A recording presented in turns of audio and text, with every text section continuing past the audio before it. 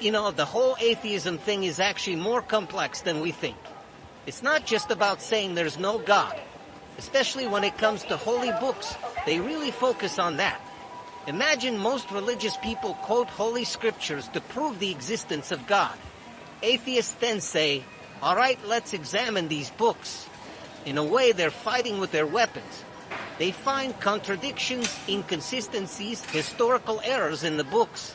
They say, look, even your foundation isn't solid. There's also the issue of social and cultural impacts. Holy books also shape societies. Atheists argue that not everything written in these books is innocent.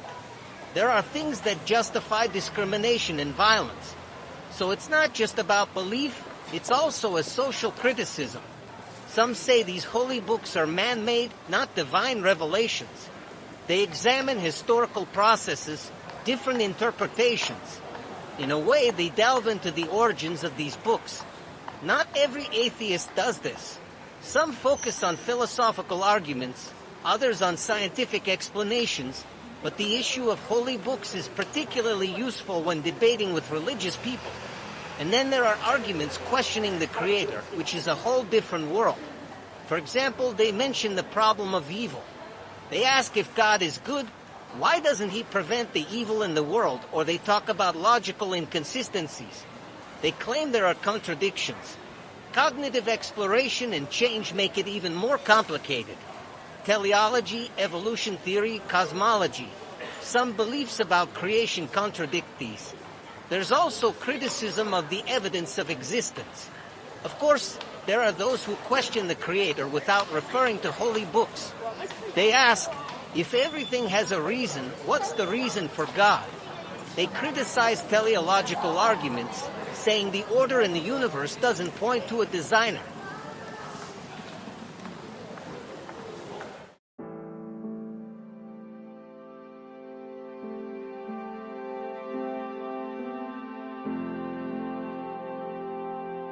Then there's agnosticism. They say we can't have definite knowledge about the existence or non-existence of God.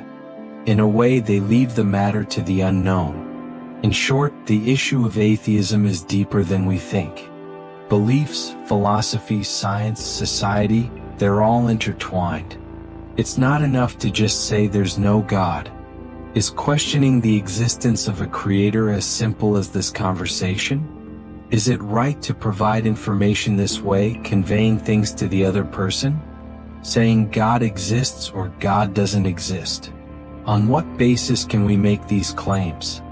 The views expressed in this video might seem to reflect a general opinion, but they are entirely personal.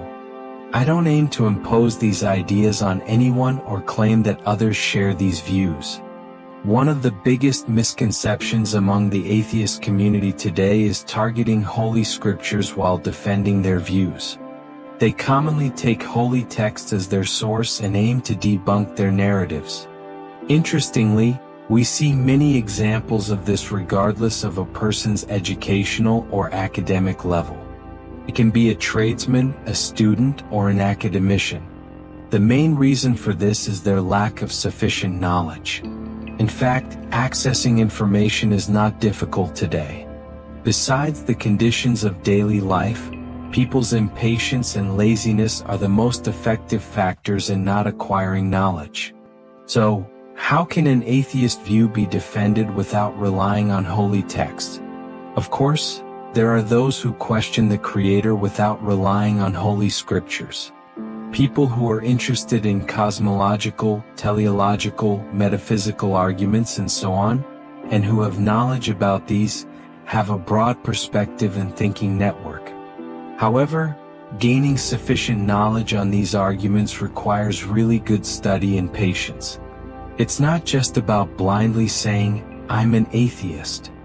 Questioning the Creator in holy books is not the same as questioning the Creator independently of those books. It requires very different arguments and knowledge. Moreover, this topic requires not only reading and researching but also thinking. Being able to think, imagine, and draw conclusions also requires patience and work. The more extensive your vocabulary, the more developed your thinking and imagination power will be.